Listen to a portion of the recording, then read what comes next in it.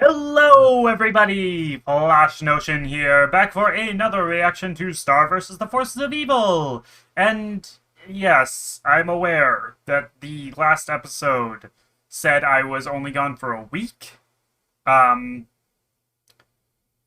yeah, the plan to just, keep recording, it didn't work out. But I already gave my reasons in the last one as to why I might not want to be finishing with Star Versus. Aside from, well, just general dysfunction in my brain. uh, but yeah, I am excited to watch more of the series. I don't want it to end. So this time we are here for episodes 17 and 18 of season 4. And yeah, where did we leave off last time? Okay, so we went back to Earth, we caught up with everybody, right, specifically Star went back to Earth. And she kinda technically has broken up with Tom. Kinda? Sorta? Which of these buttons is it? This one? This one? Yeah, this one. Yeah, she's kind of broken up with Tom. It's it's not too clear, but yeah, she's basically broke up with Tom. Um, and also we have baby Mariposa, um, and we had the beach day, which warned us of things to come. And then we had Hekapu also giving a warning. I'm guessing it's Mina stuff, most likely. I'm pretty sure she's the final boss. Um, and also we had some stuff with well, like we have Mariposa and Meteora are like sisters now, basically. um, so yeah, and also we caught up with just everybody. Not that I think anybody that we did catch up with is actually going to be important in the long run. Like, I'm pretty sure we're done with Jackie. I'm pretty sure the other two guys there, Fernando? I don't remember. I know one of them started with an F. Um, but I'm pretty sure those two aren't going to be important. None of the teachers. Sensei, probably not. Oscar, probably not. Unless, literally everybody comes back for the finale endgame style, which, I mean, that'd be kind of funny, actually. Star versus pulls an endgame before it was cool. Um, that would be funny. But yeah, I'm pretty sure it's not gonna be that.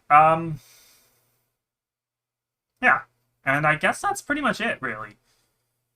We just had, but the only thing left is Mina for our finale, which technically this is part of the finale according to the episode list here. These are listed as parts 1 through 4. I'm gonna have to really twist my neck of the model here. There we go. To actually look over here, just um. But yeah, these are all listed as parts 1 through 4, so it's like a 9-part finale or something like that, which is crazy. I mean, we've had like things that are technically TV movies before, but this one, I mean, we're talking 5 20-minute episodes. That's 100 minutes. That's like actual movie length. Excuse me. Um, right, so titles. We have Sad Teen Hotline. Uh, well, that just makes me think of like suicide prevention hotlines and whatnot, and that's just kind of dark. Like, not darker than anything else that this show has done, but Like, that's really dark. Like, I also can't think of like who would be calling that unless Marco really does have some very unresolved trauma that he just hasn't talked to anybody about. I mean, he should. He was in the he was in Hekapu's dimension for, you know, decades. But like, I don't know. It just that seems a bit weird. I don't know. After that we have Jananigans, which oh god, another Janna episode. I I don't even think I need to speculate on that one. Every Janna episode so far has been absolutely fucking nuts. So, yeah. Then we have Mama Star, and like, I genuinely don't know. I mean, we've already done the joke about Star being Marco's baby mama, but like, I don't know if they'd continue with that. Like, why would they need to continue with that? I mean, it could also be a case of like Star's babysitting. We know she's done it in the past, not that she's been very good at it, but I don't know. Hmm. Either way, last but probably not least, we have Ready, Aim, Fire, which that just sounds like it's going to be an action-oriented episode. Um, and it's basically smack dab in the middle of what is supposed to be the finale. So, yeah. That might be when like the action of it all really picks up. I don't know how interconnected all of these are going to be, but it should still be pretty cool. And I look forward to seeing it all. So, let's see. We'll uh, minimize that window. Right. Okay. So, okay, you have that going on. Oh, okay, we need to switch over to this. It's been a little bit. I'm just refamiliarizing myself with all this because it's, you know, dealing with the model is a bit more of a complicated setup than everything used to be. Okay, we are all set. So, we are going to start in 3, 2, 1, play.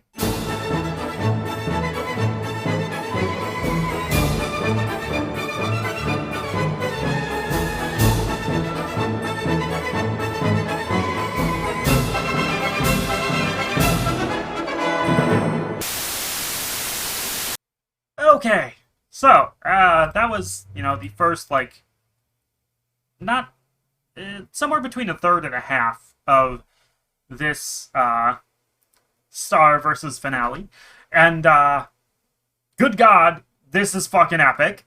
Number one, obviously, you know, fighting against Mina is going to be epic, but like, yeah. So, all right, let's let's start with the first episode. Star and Tom breaking up. That is not cool. Okay. Like, obviously I saw it coming. Obviously it was going to have to happen in order for Star and Marco to happen, which I'm pretty sure was going to happen, no matter what. It's just it's such an interesting thing with this show. Because, like, on the one hand, at the beginning of the show, season 1, Star and Marco, they were goals, basically. Like, you know, Jackie existed, but Jackie mostly seemed to be like a red herring type of thing. You know, like, Jackie didn't seem like she was actually going to end up as Marco's love interest. In the long run, it very much seemed like Star and Marco were, you know, they were already on the track to ending up together by the way that fiction works. And And we got to see Tom then, and our first impressions of Tom were just he was just an asshole. Um, no redeeming qualities really. No sign that he was actually a good person in any kind of way. He just seemed like a massive tool. And well, massive tool, kind of like those people out there fucking blaring their music. Jesus Christ! It's been a while since I got actually angry on recording about this, but like, oh my god, you guys can hear that, right? Like, I mean, I don't know, maybe my noise reduction thing that I have on here prevents you guys from hearing it, but like, that was I was feeling that bass from like a fucking kilometer away. Jesus Christ! At least that's what it felt like. I don't know if it was actually a kilometer. I don't know. But it was a long way. Either way, thankfully it's gone now. Right. Where was I? Right. So when Tom first showed up, he just seemed like an asshole, completely irredeemable. Not even worth considering as a love interest for Star. And then, throughout, what was it? Throughout season 1 and season 2, we developed those characters.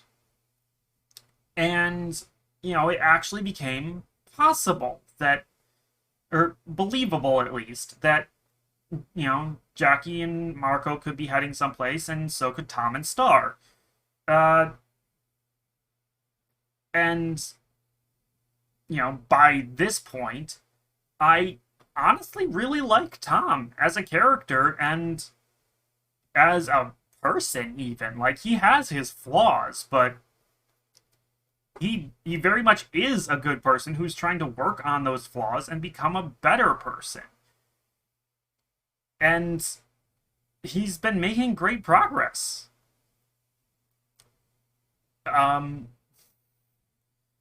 So yeah, obviously we had Marco breaking up with Jackie, and you know what? That actually made sense. They led up to that quite a bit. Um, and yeah, I mean, I said it was believable that Marco and Jackie would be going someplace. It was, but they also put in enough stuff that made it believable when Marco ended up breaking up with her. Um, so when it,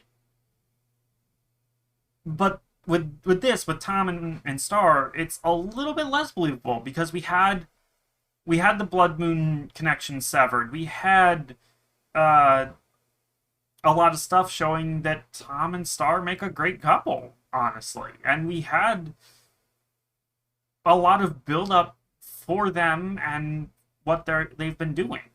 Um, and this idea of like Tom's going on a different path, like that didn't really have a lot of build up to it. Um, Ironically, though, like thinking about it, like Star went back to Earth because like she felt lost because she didn't have a path. She doesn't know what she's doing. She's no longer a princess. So yeah, it just the whole situation here is weird. Like it feels more like Tom has been struck by a massive moment of self-doubt and that's manifesting as him just severing ties. And that's usually not a good or healthy thing for people who struggle. Um like I can understand why he would be hesitant to stick around with Star if he wasn't dating her because like that temptation would always be there of just like, well, I care about her. Do I care like would he be okay with her dating other people if they were still hanging out? That sort of thing. Like it could go in a very bad way. But also at the same time, like she still clearly cares about him even if they're not dating. So like severing that tie, it's him. He's losing a massive safety net right there at the very least. Um, right.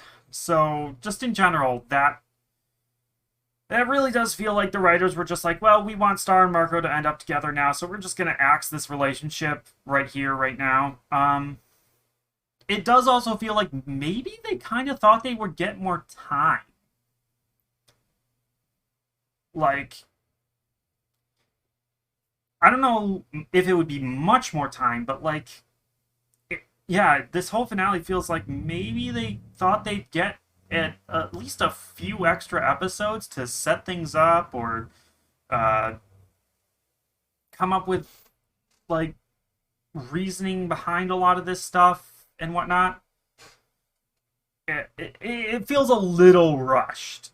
Um, Not in terms of the individual episodes, but in terms of its place compared to where we just were at with this series. Because we were just in slice of life stuff, and now all of a sudden we're knee deep in this finale, and it's like, well, it feels like we maybe needed a couple more episodes of slice of life stuff to really set all this up and make this feel earned properly. Um, so yeah, I do feel like maybe the creators were just handed a notice by Disney that said, nope, you're not getting as many episodes as you thought you were. Um, Shenanigans, right? So yeah, that one was of course kind of funky and weird, as Jana related things usually are, but it really does put just a lot of stuff into perspective in the past. And just, or yeah, about the previous stuff in the series.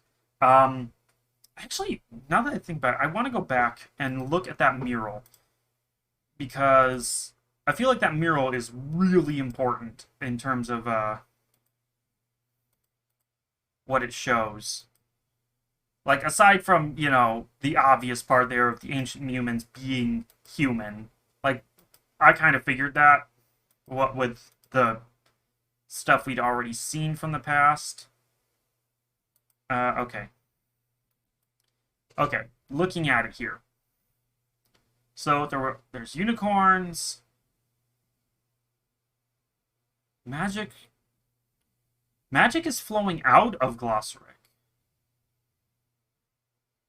Huh. And they're worshiping him. I mean, the worshiping part makes sense given the way that he encountered the ancient humans and whatnot. But also, like, I feel like there's something about Glossaric that we don't know yet that is very important. Because again, we've had it stated before, he is more powerful than all the members of the Magical High Commission. Possibly more powerful than any of them combined. Which, given Hekapu's dominion over portals and interdimensional communications travel, what have you, uh, and Romulus's anti-magical crystal stuff, and Omnitraxus being basically like the literal embodiment of space and time, for Glossaric to be more powerful than that, combined with this mural, the only thing that I can think of is that Glossaric himself is the source of all magic in some way, shape, or form. Um, I don't know if that's entirely true, but like, look at it. It's fucking weird. I mean, actually, yeah. Let me just real quick switch over here, so that way I can show it. Like, yeah, look at Glossary and his position in this mural, literally above everyone. If he's not the god of this setting, then I don't know what he is. All right, let's roll it back.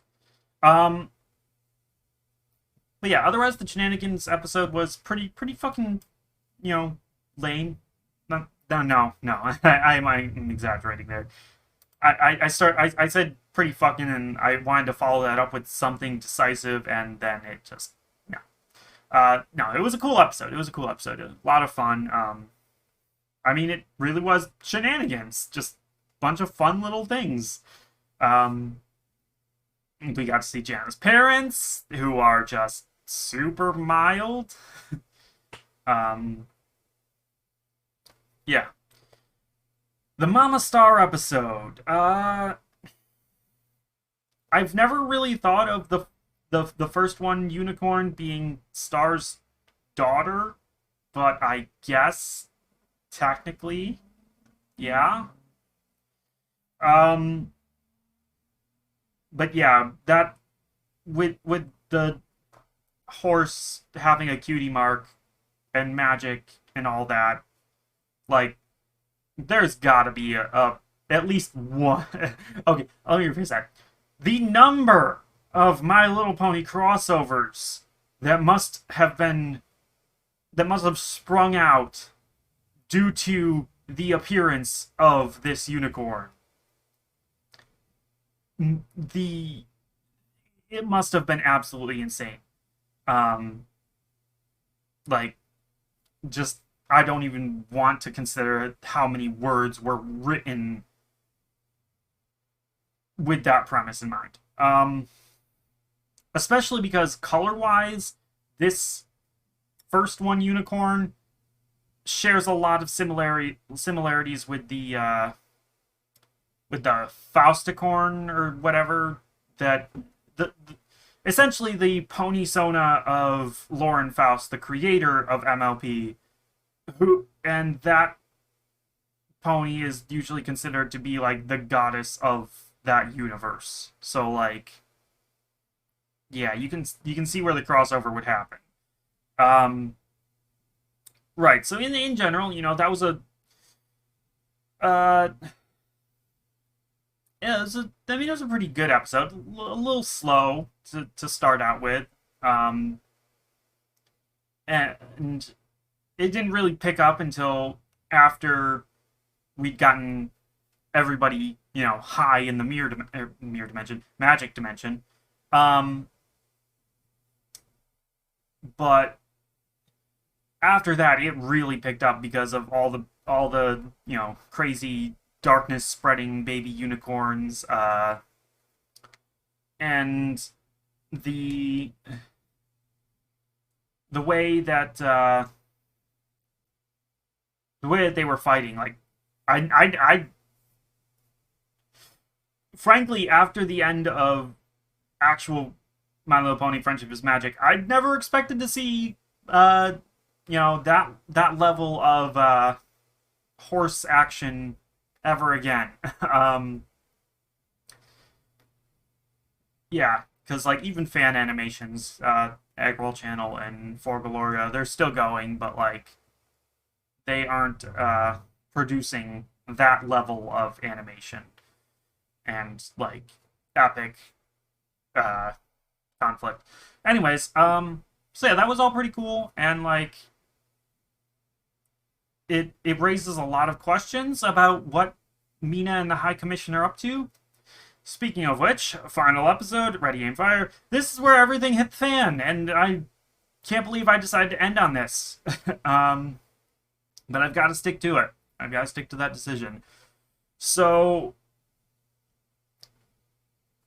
yeah, the fact that Romulus is free, and the fact that Hekapoo and Omnitraxis are just allowing Mina to do this, I'm kind of pissed about it. Like, not at the writers. No, no, I'm not pissed at the writers. I'm pissed at the characters, which is a sign of good writing in this case. Because I'm not pissed at the writers. Because, if you'll remember, when we had the whole thing with Romulus and Globglor, I said I was surprised that the other members of the commission didn't appear to be in on Romulus's scheme. But guess what? They actually were. And come to think of it, since it's been so long since I actually, recorded that reaction. I know I said last time that I was surprised they weren't in on it. Um, but right now I'm wondering if back in episode 13 and 14, maybe I had actually theorized that they were in on it and that they were just covering their asses, biding their time, something. Because in hindsight, you know, the plan, it was borderline too smart for Romulus. Like, there are elements of it that are so stupid that you have to assume Romulus came up with it. But at the same time, just in general, the idea of a false flag operation to make the humans trust in the Magical High Commission again, like that, that just that seems a little too smart for Romulus. He's usually a much more straightforward kind of guy. That feels more like a Hekapoo or Omnitraxis move. And in general, like, I can't say I'm too shocked or surprised. Especially now that we have seen this, it makes Hekapoo's warning seem even more important in the sense that, like, of course you would want Star and Marco to stay away. They would actually screw up the plan. And so now we have to see if they can screw it up. Because obviously the High Commission have bitten off a little bit more than they can chew in terms of Mina. Yeah, just this is not a great setup here. But again, I'm not mad at the writers because, like, the High Commission have always been kind of sus. Hekapoo was the least sus, honestly, because we had more of a connection to her. Omnitraxis, he was always kind of weird and distant and, like, wasn't sure what to make of him. And obviously Romulus is an asshole. But, like, okay, well, he's well-meaning, but he's yeah, no, he's kind of a jerk. But I am not. I'm disappointed, but not mad. I'm disappointed, but not surprised. That's what I meant to say. I'm mad at the characters. I'm not mad at the writers. I'm disappointed that the characters did go this way, and kind of disappointed that the writers chose to go this way because, I mean, frankly, it would have been more interesting and surprising if they hadn't. But no, I can't be surprised at the magical bureaucracy just trying to assert control in this way. Right. So is that everything? I mean, not really. We still have Mina rampaging around. We don't know why the magic is turning black in the magic dimension. What that has to do with Mina, if anything at all. Maybe it has something to do with the way that the Magical High Commission are doing stuff. It might be that even if they stop Mina, the shenanigans with the magic dimension might make things difficult. I mean, the last time stuff like this happened, all magic stopped working. So, like, I mean, frankly, that might be a way to beat Mina. Like, just wait until all magic stops working and then just pummel her. But yeah, actually, this is bad. Because, like, I know Star's gotten a lot stronger with her usage of magic, and obviously Marco has gotten a lot stronger in general. And they have Eclipsa, and they have potentially Meteora. Ooh, if they could take her to Hekapoo's dimension, goddamn, that would actually be a hell of a way to fight her. But actually, yeah, that would probably be the best thing they could do. Because if they take her to Hecaboose Dimension, then you have buff older Marco. You can get Mariposa and Meteora in here fighting side by side. You can get Brunzetta in. You can bring in whoever else you want, really, and just pummel the shit out of Mina. Not that I think it would actually matter, because that's the thing that I was trying to get at. Going back to Mina's first appearance, Star couldn't make a scratch on her. Star threw everything that she had at Mina, her strongest spells, and it did nothing. And Star has gotten stronger since then. She's mastered magic more, but I don't think she has anything that can actually touch Mina. Um, and that's terrifying, frankly. Like, how do you beat someone that is so strong that not even a princess of Muni, armed with some of the most powerful magic in the land, can, like, even that can't touch her? Like, what do you do? Um, and like, I've heard how this ends. I've heard that there's something about like the magic goes away, um, and it's Star's fault. And obviously, like, there is a ton of bad implications about that and what might happen as a result. But if that's the only way to beat Mina, with what they've set up, it might actually be the only way to beat Mina. Now, actually, I can think of one other way potentially. Depending on how things go, depending on what powers Mina actually has, because we have not really seen her limit. Um, it might be potentially possible to pull a Superman v Doomsday, and I don't mean the first one where Superman dies, I mean the later rematches. Just take Mina through Father Time's dimension and dump her at the literal end of time. Because obviously, if you go through Father Time's dimension, time isn't linear. So if you dump Mina at the end of time, and then, like, at that point in time, get rid of magic, so that way it doesn't affect anybody in the past, then what you could do then is, with Mina depowered, you can just, deal with her. But, like, that's the only other thing I can think of. So, yeah. Anyway, obviously, it's a little hard to judge the set because, it's part of a much larger thing. But it was pretty great.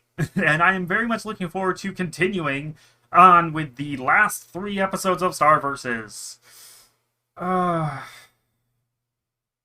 I'm still sad.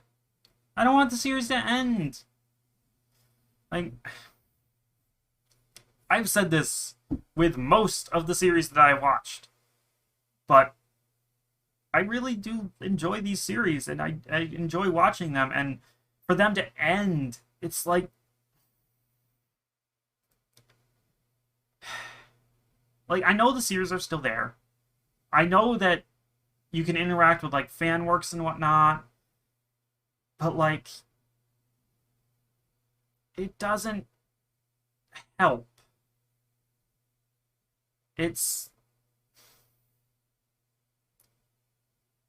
it just it feels bad to not be able to see anything new and official regarding a series. And even if the ending is good, is satisfying, it just it fucking sucks. Like, I'm not even gonna sugarcoat that. No, it just fucking sucks. Every single series. I've how many series have I had end so far on me? You know, like not counting like early on in the channel series like Gurren Lagann and Gravity Falls that like, you know, I wasn't properly into this at that point. But like MLP, Steven Universe, I mean, I just had Soul Eater end. Um, I mean, I can't really count Ruby or My Hero because they're still ongoing. Right. Avatar and Korra. Both technically, I had to deal. I had to deal with leaving that universe twice. And now they're promising to make more stuff with the series, but like, you know, it's going to be set in like a different era. I mean, I think there's like maybe a movie or a mini series that's going to be about the adult gang members, and like that's fine, but like it's never going to be the same. I don't know. I don't know. It's just yeah. Still, one more recording, one more set of episodes with this series, and then we'll be done. And then it will be on to the My Hero Academia movie, and on to Harley Quinn Season 3, and then on to something fucking new. Unless My Hero Season 3 is, or Season 3, yeah, My Hero Season 3, no, My Hero Season 6 is out at that point, which I don't think it will be.